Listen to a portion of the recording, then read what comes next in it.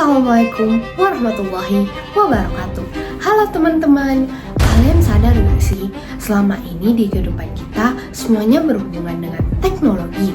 Mulai dari kita bangun tidur main HP, belajar lewat classroom, terus kita pesan makanan lewat aplikasi juga. Semua itu nggak lepas dari yang namanya informatika. Nah, di video kali ini kita bakalan bahas tentang dampak sosial informatika. Mulai dari pengertian, dampak positif dan negatifnya, solusinya, dan contoh nyatanya. Yuk kita mulai bahas. Apa itu informatika?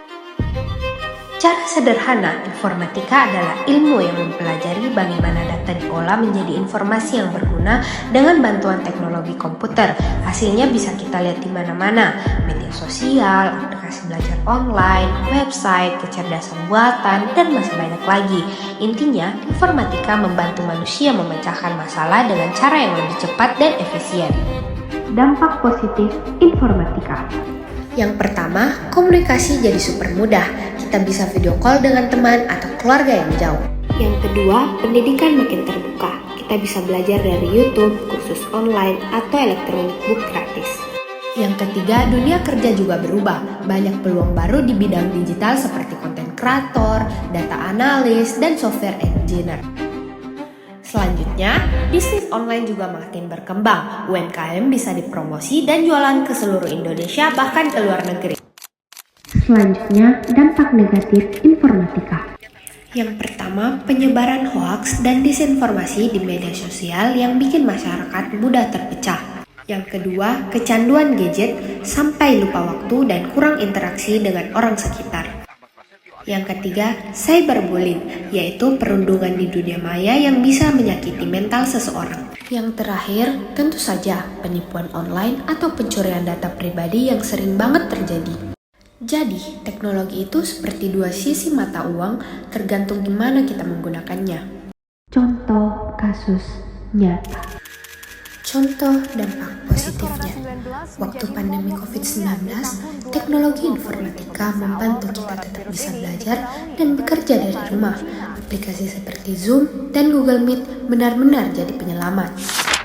Selanjutnya, dampak negatifnya. Pernah viral kasus penipuan online di media sosial. Banyak orang tertipu akun palsu yang menjual barang murah atau investasi bodong. Nah, ini bukti bahwa tanpa hati-hati teknologi bisa merugikan kita sendiri. Solusi dan sikap bijak. Agar kita bisa memanfaatkan teknologi dengan aman, kita perlu punya sikap bijak digital. Yang pertama, gunakan teknologi sesuai kebutuhan, bukan berlebihan. Yang kedua, cek dulu kebenaran informasi sebelum membagikannya. Yang ketiga, jaga privasi dan data pribadi. Terakhir, gunakan media sosial untuk hal positif, berbagi ilmu, inspirasi, dan semangat baik. Dengan begitu, kita bisa menikmati semua manfaat informatika tanpa terjebak dalam buruknya. Jadi, dari semua yang kita bahas tadi, bisa kita lihat bahwa informatika membawa banyak perubahan besar dalam kehidupan kita. Mulai dari cara kita berkomunikasi, belajar, bekerja, sampai hiburan. Semuanya kini bergantung pada teknologi. Tapi di balik semua kemudahan itu, ada juga tantangan yang harus kita hadapi dengan bijak. Kita harus sadar bahwa teknologi hanyalah alat.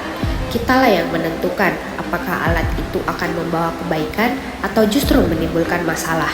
Dengan sikap yang cerdas dan tanggung jawab yang tinggi, kita bisa memanfaatkan informatika untuk hal-hal positif seperti mengembangkan diri, membantu orang lain, dan menciptakan masa depan yang lebih baik.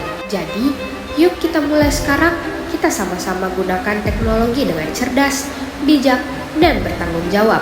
Karena masa depan dunia digital ada di tangan kita semua.